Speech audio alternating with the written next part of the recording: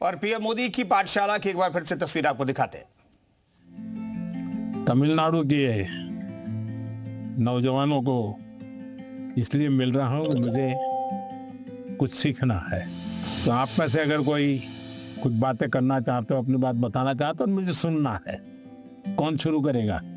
छवि जैन है मेरा नाम। मुझे स्टार्टअप करना है, तो मुझे किन किन विषय की जानकारी चाहिए और एजुकेशनल लेवल पे मुझे क्या करना होगा जिससे मुझे स्टार्टअप के लिए मदद मिल सके। आपकी बात एकदम सही है। मैं भी आजकल जब भी किसी नौजवान से मिलता हूँ तो तुरंत कहते हैं स्टार्टअप। पहले आपका ध्यान इस बात पे होना चाहिए कि आप क्या करना चाहते हैं। कुछ स्टार्टअप ऐसे हैं जो सिर्फ टेक्नोलॉजी में इनोवेशन करना चाहते हैं।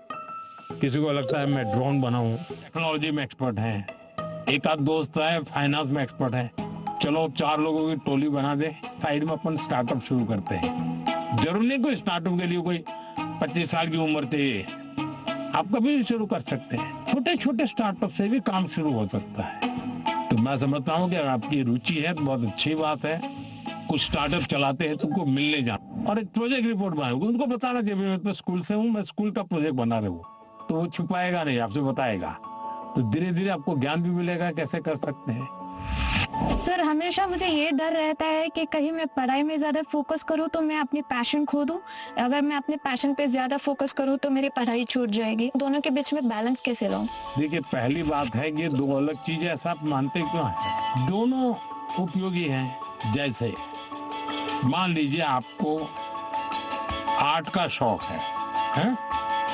और आपने साइंस का कोई विषय पढ़ा और उसमें कोई लैब की चर्चा है और कुछ केमिकल मिलाने की चर्चा है, तो आप ऐसा कीजिए, कागज लीजिए, लैब बनाए, कागज पे पेंटिंग कर लैब बनाए। फिर जो केमिकल पढ़ने के थे, हर बोतल में केमिकल का नाम लिखे। फिर आप पढ़ने में आया था कि भाई इस केमिकल को मिलाने से ऐसा कलर बनता है, तो एक दूसरा चित्र बनाइए, उस पॉट के अंदर वो कलर। तो आपका चित्र का काम भी हो गया और आपको वो लेसन भी याद हो गया।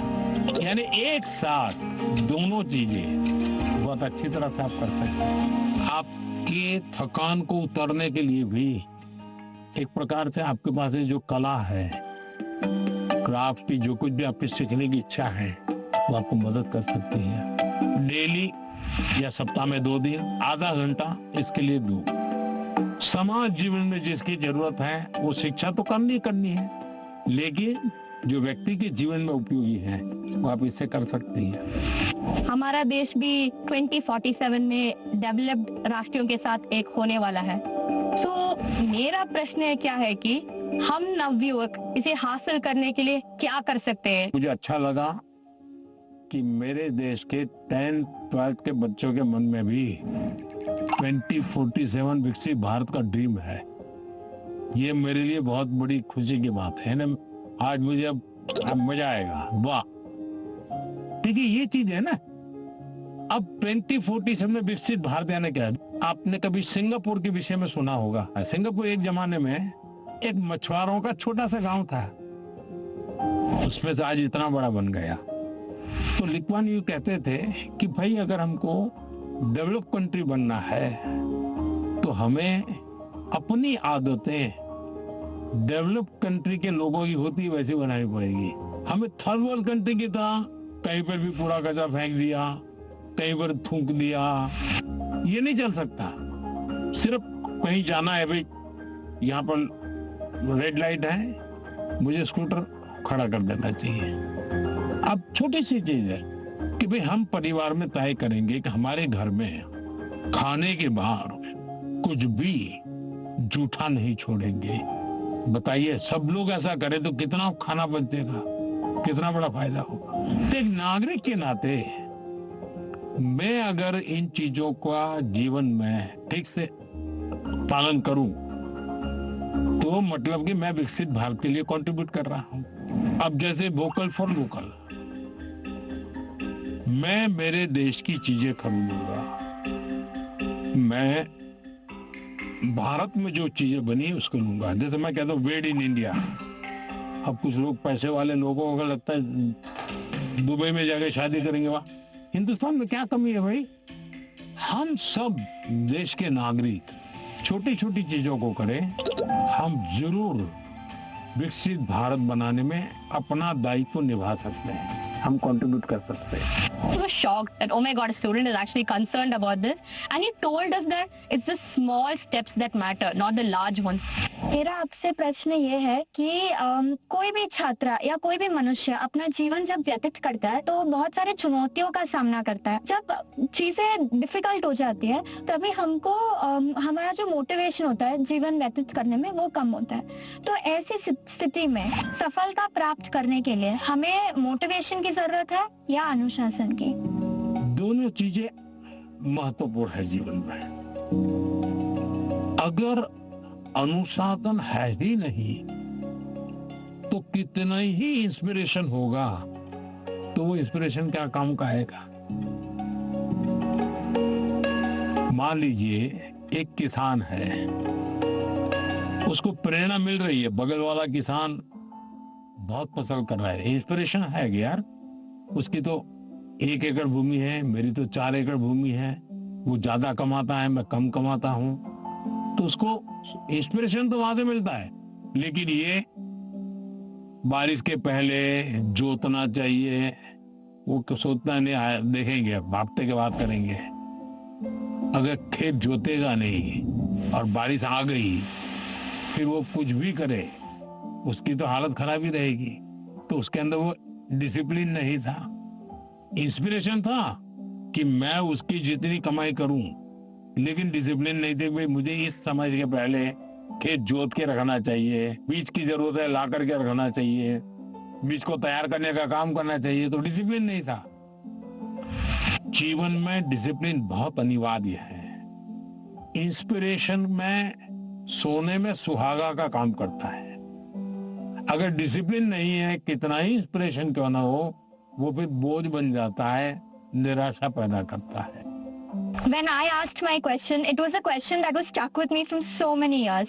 Now, finally, I feel great and honored to get a clarity from a person who I've looked up to. Sir, आजकल के ज़माने में एआई का प्रभाव बढ़ते ही जा रहा है।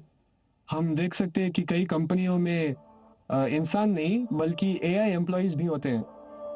तो मेरा ये सवाल है कि क्या हम एआई को डरना है और हम अपने फ्यूचर करियर लेने के समय क्या क्या याद रखना चाहिए? देखिए, हर युग में जब भी कोई नई टेक्नोलॉजी चर्चा होती है, कंप्यूटर आया तो चर्चा हो रही क्या हो जाएगा सब, तो ये हर युग की ये चर्चा का विषय रहा है। हमें किसी चीज से डरना नहीं चाहिए, हमारी कोशिश होनी चाहिए एक, हम उसके गुलाम नहीं बनेंगे। मैं अपने जीवन में मैं ही निर्णायक रहूंगा, वो मेरा मालिक नहीं बनेगा। जैसे कुछ बच्चों का है, मोबाइल उनका मालिक बन गया। अगर मोबाइल नहीं है तो खाना नहीं खा सकता, टीवी नहीं है तो जी नहीं सकता, मतलब ये आप उसके गुलाम बन गए। मैं गुलाम नहीं बनूंगा। एक बार मन में ये पक्का कर, हर टेक्नोलॉजी का हम ज्यादा उपयोग कर सकते हैं। अगर मैं एआई को पूछूं मुझे ये किताब कहाँ से मिलेगी, कौन सी है, इस विषय पे अच्छी किताब कौन सी है, हो सकता है वो गाइड करे, आपको ये काम आएगा। लेकिन तुम कहोगे मैं ही पढ़ूंगा, तुम ही मुझे बता दो अंदर क्या है, तो फिर गड़बड़। और हमेशा ही नेचर ऑफ जॉब बदलेगा, नेचर ऑफ जॉब बदलना है। और पहले भी जब बैलगाड़ी में लोग जाते थे तो एक प्रकार का जॉब था, अब वो हवाई जहाज में जाने लगा तो बहुत कुछ बदल गया, लेकिन जीवन तो चलता रहा। तो मैं समझता हूँ हमने टेक्नोलॉजी को समझना होगा, खुद का विस्तार करना होगा, उसमें उस टेक्नोलॉजी की ताकत को जोड़ना होगा, हमारे कामों में वैल्यू एडिशन करें। अगर ये होता है तो मैं पक्का मानता हूँ कि कितने ही उत्तम से उत्तम टेक्नोलॉजी क्यों ना आए, हमें उपयोग होने ही वाली है, हमें डरने की जरूरत नहीं है। I never believed I would be the one to be chosen to have such a gracious occasion with our Prime Minister. It was a really great experience. I am completely overwhelmed and it felt surreal. It felt like a family more than a Prime Minister. साथियों, कोयम्बटूर के हमारे युवा साथी पढ़ाई के साथ साथ AI, startup और फ्यूचर की टेक्नोलॉजी को लेकर बहुत जागरूक है। और मैं कह सकता हूँ यही तो है युवा भारत की युवा सोच, जो विकसित भारत 2047 के संकल्प को नीत नई मजबूती दे रही है। साथियों, परीक्षा पे चर्चा का मतलब ही है साथ बैठकर बात करना और एक दूसरे से सीखना। और इसी सिलसिले को आगे बढ़ाते हुए हमारी चर्चा कुछ हफ्तों के बाद कोयम्बटूर से निकल करके छत्तीसगढ़ की राजधानी रायपुर पहुंच गई।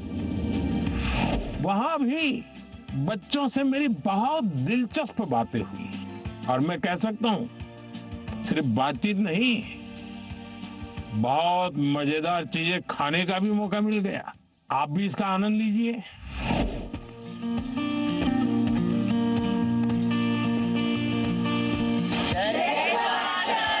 जय जोहार। कुछ खिलाया पिलाया कि नहीं? हाँ, आप भी बहुत सारी मीटिंग्स अटेंड करके आए हैं। आप भी हमारे यहाँ का खाना चाहेंगे? ये ठीक कैसे बनता है? सर, ये बेसन को गोल गोल आकार देकर उसको तलते हैं। अच्छा, और ये नमकीन होता है। तो कब खाते हैं लोग? सर, दिवाली के टाइम, दिवाली टाइम में खाते हैं। ज्यादातर दिवाली टाइम पे बनते महाराष्ट्र में इसको क्या कहते हैं? हैं। महाराष्ट्र में ऐसा ही बनता है, वो चकली कहते हैं। हाँ सर। ये क्या है? सर, ये खुरमी है। हाँ। हमारी गुड़ से बनती है, आटे से बनती है, सूजी से बनती है। हम्म,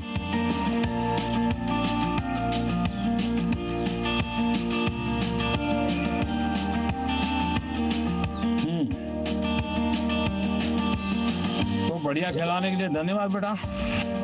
वहाँ पे उन्हें खुरमी मिली तो उन्होंने सबको अपने हाथ से खुरमी खिलाई। It was just so amazing. आपके मन में भी कुछ सवाल आते होंगे आज आप लोग यहाँ आने के लिए मौका मिल गया है तो बताइए। हम स्टूडेंट्स को भी एग्जाम्स के बाद वेकेशन से जाने का बहुत मन करता है, तो आप इंडिया में कोई ऐसी 5 जगह बता सकते हैं जहां हम भी जा सकें? आप जिस तहसील में से हो, कौन सा तहसील है आपका? सर, मैं रायपुर से। रायपुर से।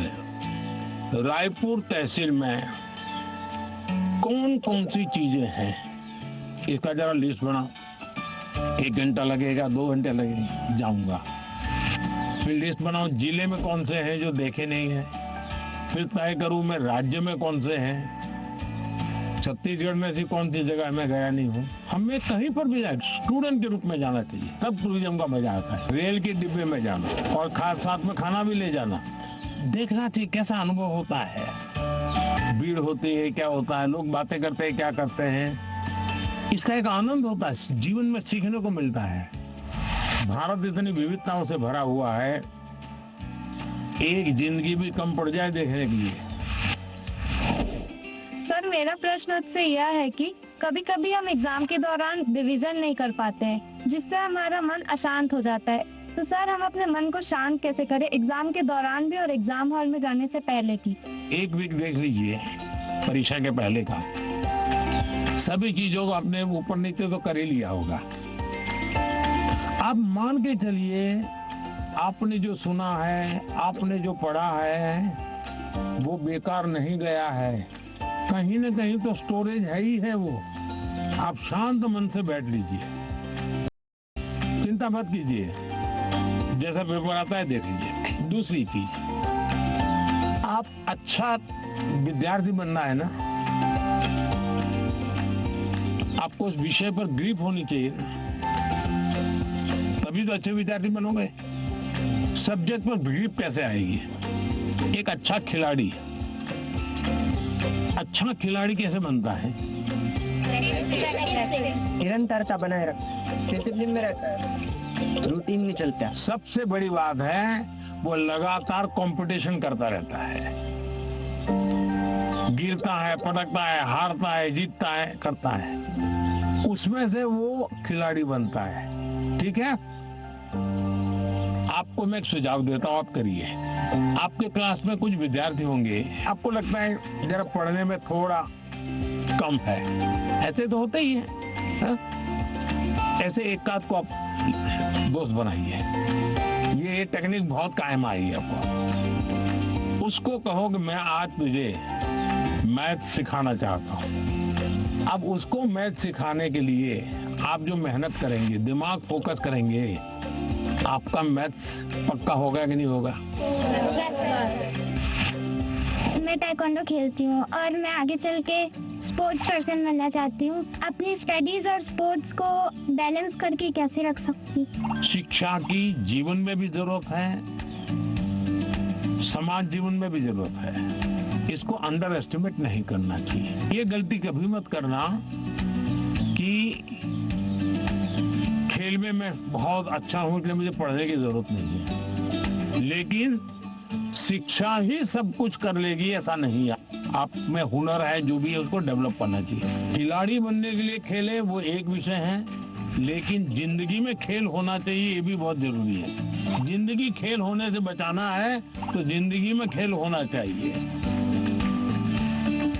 खेलना भी है, खेलूंगा तो खिलूंगा, और पढ़ना भी है ताकि और लोग कहें नहीं कि इसको कुछ पढ़ना उड़ना आता नहीं इसलिए मैदान में रहता है। नहीं, पढ़ने में भी मैं पावरफुल हूँ, खेलने में भी पावरफुल। वो जो भी बताए उसको मैं अपने लाइफ पे इम्प्लीमेंट करने का कोशिश करूंगी और मैं लफ्जों में बयान नहीं कर सकती आज जो भी हुआ।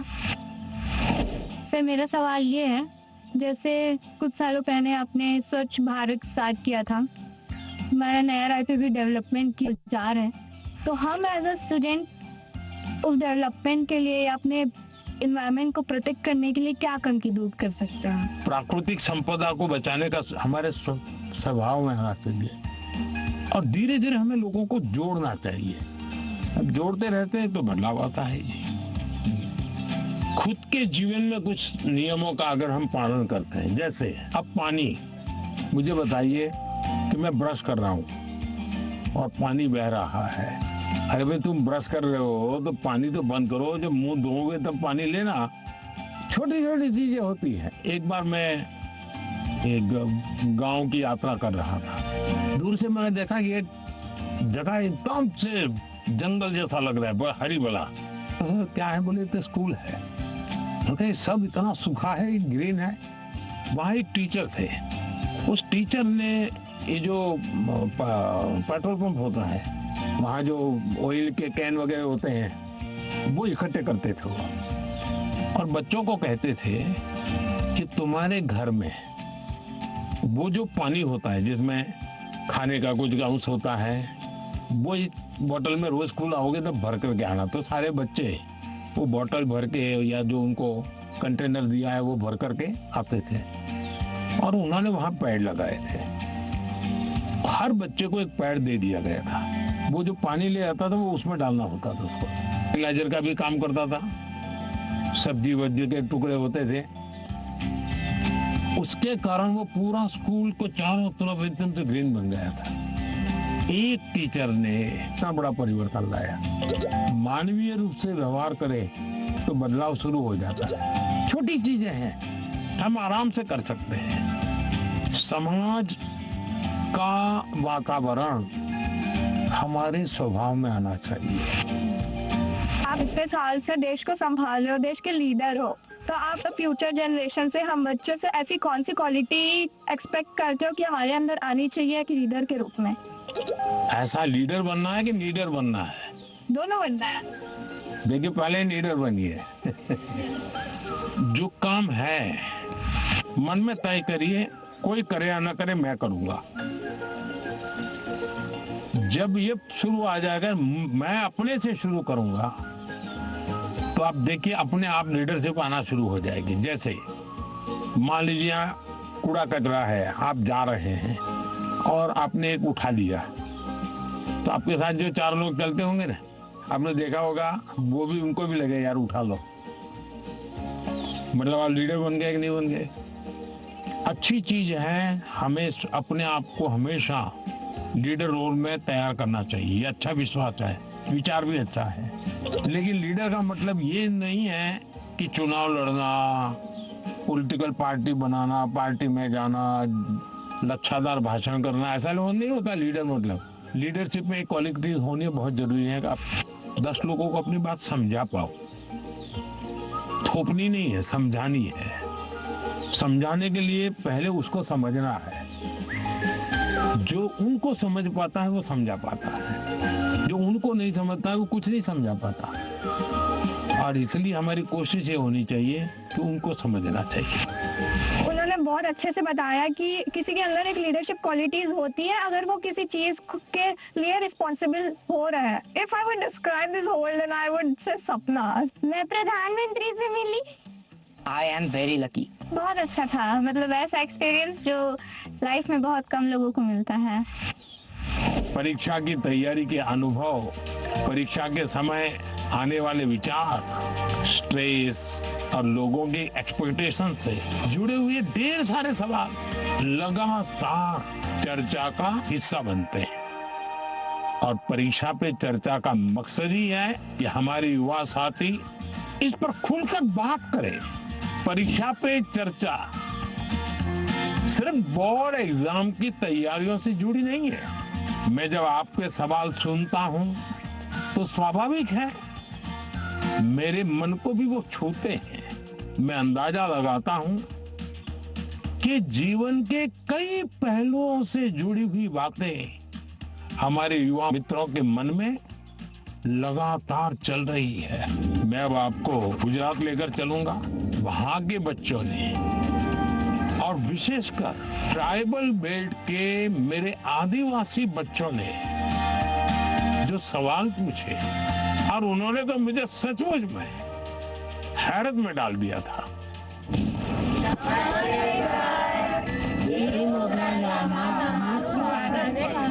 वाह, तो मैं तो कहूँ आज बता हिंदी में बोलवान छे। है चलिए। सर जब आए तो हमने देखा कि उन्होंने एक कोटी पहन रखी है जिसपे वाली आर्ट है। तो हमारे आदिवासी समाज में वाली आर्ट का बहुत महत्व है, तो हमें ये देख के बहुत अच्छा लगा। तुम बहुत एक्साइटेड थे आपको मिलने के लिए। किसी और बच्चे को आपसे मिलने और आपसे बातें करने के लिए कितने सवाल होते हैं, लेकिन हम उतने नसीब वाले हैं कि जो आपके साथ बातें करें। आप कितने दूर से आए? हम यहाँ डेडियापाड़ा से। डेडियापाड़ा से ही आए। अच्छा, मांडवी से। मानवी, अच्छा, क्या नाम? जय। जय वरावी है। इतने बड़े हो गए आप लोग। पहचानते इनको? बताया कैसा मेरा परिचय आपसे? इनकी हिम्मत आई कि नहीं आई सबका? हाँ, ये मुझे पहले भी एक बार मिलने आए थे दोनों। चलिए बताइए, आप लोग कुछ पूछना चाहते हो, कुछ जानना चाहते हो, बताइए। सर हमारे माता पिता ने यह बताया कि पहले कुछ आदिवासी इलाके थे जो बहुत ही पिछड़े हुए थे। तो उन्होंने यह भी बताया कि आपका गुजरात के आदिवासी इलाकों से बहुत लगाव भी और आपने वहाँ बदलाव भी किया। तो मैं जानना चाहूँगा कि आपको इस चीज़ की प्रेरणा कहाँ से हुई? आपको पाल चित्रिया की घटना मालूम है? हाँ है। वहाँ आदिवासी समाज के बहुत बड़ा आजादी का संघर्ष लड़ा था। एक बार बहुत भयंकर अकाल हुआ था। तो उस समय मैं उस क्षेत्र में काफी दिनों तक रह करके काम करता था। तो उस समय लगता था कि यहाँ एजुकेशन पे ध्यान देना चाहिए। उसके बाद जब मुझे मौका मिला, मुख्यमंत्री बना, तो मैं ध्यान देने लगा। आपको हैरानी होगी, एक समय ऐसा था कि उमरगांव से अंबाजी तक एक भी साइंस स्कूल नहीं था। तो बाद में आपने तो देखा, अब तो 2 यूनिवर्सिटी है, साइंस स्कूल है, इंजीनियर ITI है, ये बहुत सारा बदलाव आया है। उसका बहुत बड़ा लाभ हो रहा है। हाँ सर। आज भी आपको मालूम होगा, एक मैंने PM जनमन योजना बनाई है। आदिवासियों में भी कुछ इलाके और कुछ लोग हैं, समाज तो और पीछे रह गए। तो मुझे फिर उनके लिए अलग से स्कीम बनानी पड़ी, अलग से बजट बनाना पड़ा। तो मुझे तब से लगता था कि हम शिक्षा पर जितना ज्यादा बल देंगे उतना बहुत तेजी से विकास होगा। दूसरा मेरे मन में था, पूरे आदिवासी बेल्ट उमरगाम से अंबाजी पूरा हाईवे बनाया है। तो विकास के लिए इंफ्रास्ट्रक्चर की बहुत जरूरत होती है। लोग भी आना जाना शुरू करते हैं, तो उस दिशा में ध्यान दिया। मेरा आपसे यह प्रश्न है कि पहलगाम हमले के बाद हमारे घर में सब चर्चा कर रहे थे कि अब आगे क्या होगा। पूरा देश आपकी ओर देख रहा था। फिर ऑपरेशन सिंदूर हुआ और हमारे देश की सेना ने जीत हासिल की। तो ऐसे संजोग में आपने अपने तनाव को कैसे हैंडल किया? हम तो सिर्फ परीक्षा के तनाव से। आप लोगों को परीक्षा का तनाव आ जाता है। जब आप पुरानी परीक्षा के दिनों को याद कीजिए, अगर पुरानी परीक्षाओं को याद करेंगे तो आपको लगेगा हाँ यार, जब गया तब तो टेंशन था, लेकिन जब करके आ गया तो कुछ नहीं था। ऐसा होता ही नहीं। परीक्षा के लिए सबसे अच्छी चीज होती है कि आप पेपर सॉल्व करने की आदत डालें, लिखने की। ज्यादातर लोग क्या करते, पढ़ते हैं। यस, अगर खुद इस प्रकार से आप प्रैक्टिस करते रहते हैं तो मुझे पक्का विश्वास है कि आपको कभी भी तनाव नहीं आएगा। हम क्या करते हैं, पूरे दिन किताब, अरे कभी हंसो है। दूसरा सबसे बड़ी चीज है जो आज लोगों को ध्यान में नहीं है, वो है नींद। अच्छी नींद लेनी ही चाहिए। आपको लगेगा ऐसा कैसा प्रधानमंत्री है जो सोने की बात करने के लिए आए, हम तो एग्जाम के लिए पूछ रहे थे। लेकिन वो नींद इतनी पूरी लेते हैं तो बाकी समय आपका बहुत ही फ्रेश, नए विचार, नए आइडिया, मन बहुत प्रफुल्लित रहता। हम डॉक्टर या कभी इंजीनियर या कभी अफसर बनना चाहते हैं तो हमें आगे बढ़ के अपना करियर कैसे चूज करना चाहिए सर? अगर आपने एक महीने में 10 चीज अलग अलग बता दी तो घर वाले क्या कहेंगे, इसका तो कोई ठिकाना ही नहीं। ये तो अच्छी चीज है कि आपको कुछ किसी देख के लगा मैं भी ऐसा बनता तो क्या होगा। अगर ये हमको करना है, जो व्यक्ति बहुत बड़ा बन गया है वो बड़ा बनने की इच्छा होना बुरा नहीं है, लेकिन वो बड़ा बना है तहीं से अपने को जोड़ो मत। कहाँ से शुरू किया था, अगर आपका ध्यान उस पर होगा तो फिर हाँ हाँ यार यहाँ से चलो मैं शुरू करता हूँ। कोई कहेगा कि मैं क्रिकेटर बना, लेकिन जब मैं 8वीं कक्षा में था तो सुबह 4 बजे उठ करके साइकिल चला करके स्टेडियम तक जाता था और फिर मैं 2 घंटे प्रैक्टिस करता था। तो फिर तो मैंने कहा अच्छा इतना मेहनत करना पड़ता है, चलो मैं शुरू करता हूँ। अभी तो क्या लगता है, देखिए यार सेंचुरी लगा दी, फोटो छप गई। तो सपनों के लिए जीना सीखे, सपनों के अनुकूल जिंदगी बना। लेकिन शोर अगर मचाए तो सफलता शोर मचाए। हाँ। जैसे ही आप नंबर 1 आ जाएंगे तो सफलता शोर मचाएगी नहीं मचाएगी? पूरे स्कूल को पता चलेगा नहीं चलेगा? पूरे गांव को पता चलेगा नहीं चलेगा? तो हमारी कोशिश ये होनी चाहिए। सर ने जो बातें कही, जो मैंने सुनी, सब मैंने अपने जीवन में आगे बढ़ने के लिए और आगे बढ़ के कुछ बनने के लिए सब अपने लिए सोचा। आइए सर, अब हम ले चलते हैं हमारे कल्चर से रिलेटेड कुछ चीजें दिखाने। सर, ये है वारली पेंटिंग्स है, जो एक कार्डबोर्ड बनाते हैं उससे ऐसे पेंटिंग करते हैं। ये सभी वो चीजें हैं जो हमारे कल्चर से रिलेटेड है।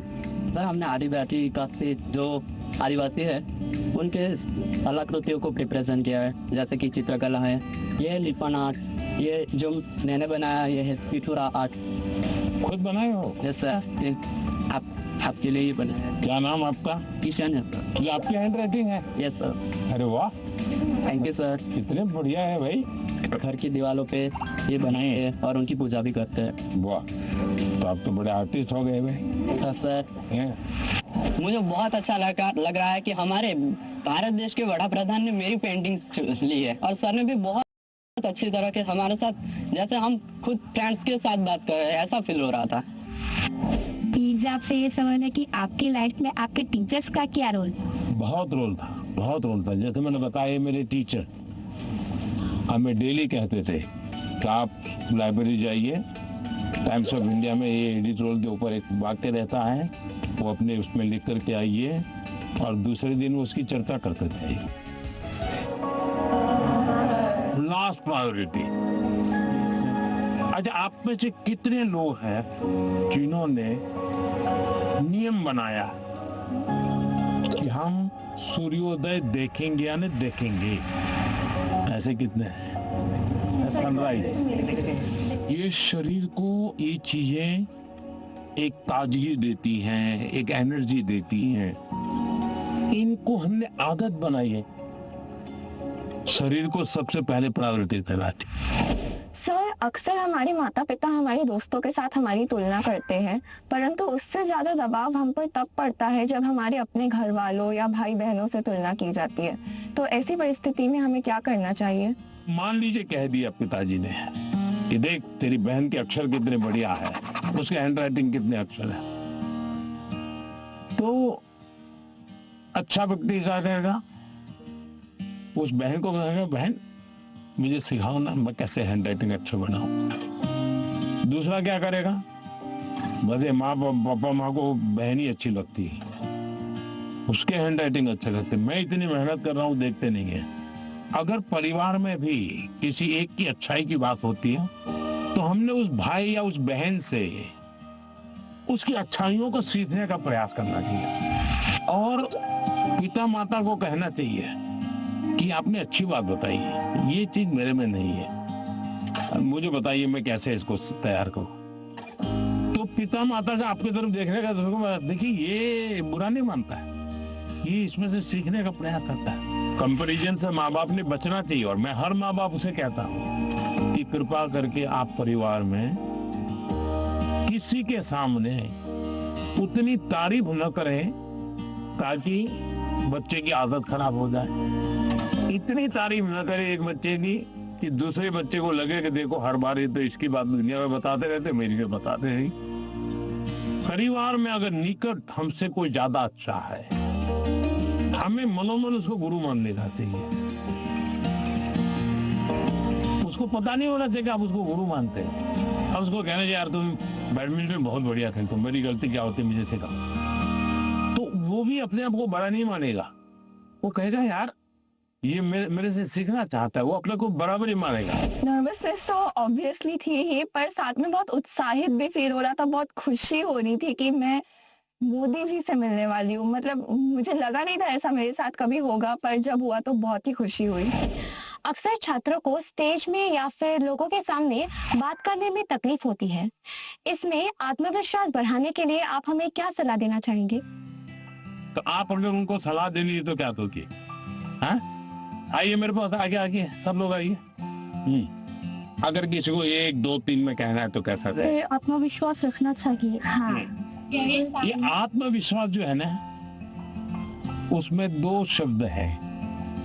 2 शब्द कौन कौन से हैं? जिसका अपने आप पर विश्वास है उसको कभी डर नहीं लगता।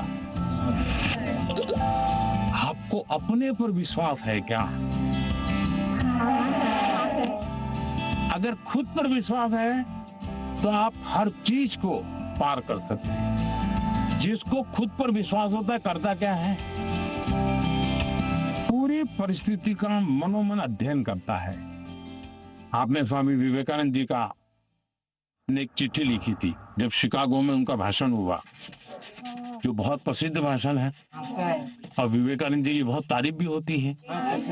लेकिन उन्होंने अपने एक शिष्य को चिट्ठी लिखी, जब मुझे शिकागो में बोलना था मैं बहुत नर्वस हो गया कि दुनिया के इतने बड़े बड़े विद्वान, आयु में इतने बड़े बड़े लोग, इतने तपस्वी लोग, मैं क्या बोलूंगा। तो उन्होंने उसको लिखा, मैं बहुत था। और फिर बोले, मैंने मन में माँ सरस्वती को याद किया और माँ सरस्वती को मैंने कहा कि माँ मुझ में जितनी शक्ति है उसको जगा दो, जो कुछ मैं सीखा हूं वो एक साथ मेरे जुबान में आ जाए।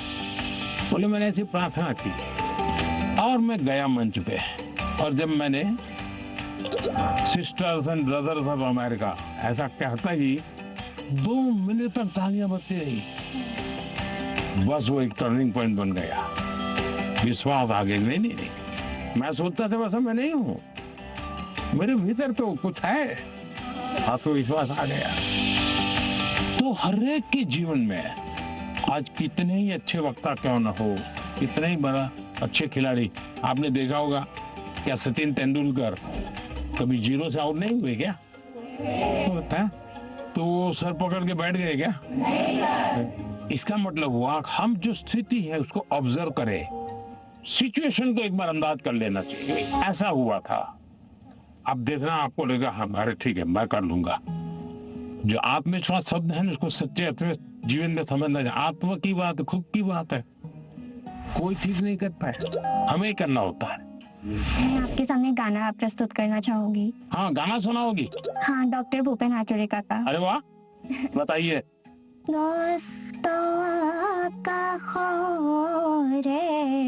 সপোন ৰহত হানি ক্লান্ত লুই তৰে হেঙুলীয়া পানী। वाह, हमारे गांव में हमारे घर के पास माईजान तट की स्थित है। यहाँ पर मेरी मामी 8 सालों से चाय पत्ती करने की काम करती है। ओ, तो आप चाय बागान से हैं? यस। आप पढ़ती हैं अच्छी तरह, माँ पढ़ाती है और चाय का भी काम करती है।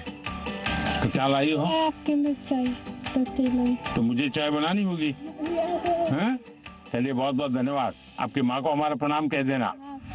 मैंने कभी सोचा ही नहीं था कि टी गार्डन का लड़का होकर मैं प्रधानमंत्री जी से मिल पाऊंगा। मुझे विश्वास ही नहीं हो रहा है कि मैं प्रधानमंत्री जी से मिल पाया। इतना जनरेशन गैप होने के बाद भी जब वो हमारे बातों को समझते हैं, मतलब बहुत अच्छा लगा।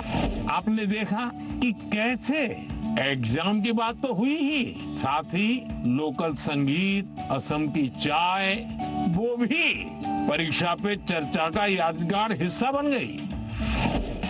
परीक्षा एक ऐसा अवसर है और परीक्षा के लिए हेल्दी कंपटीशन की भावना हमारी तैयारी को और बेहतरीन बनाती है।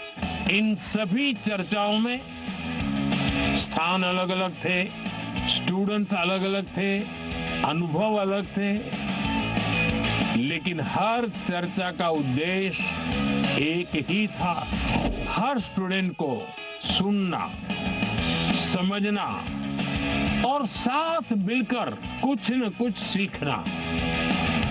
आप सभी को मेरी बहुत बहुत शुभकामनाएं, बहुत बहुत धन्यवाद।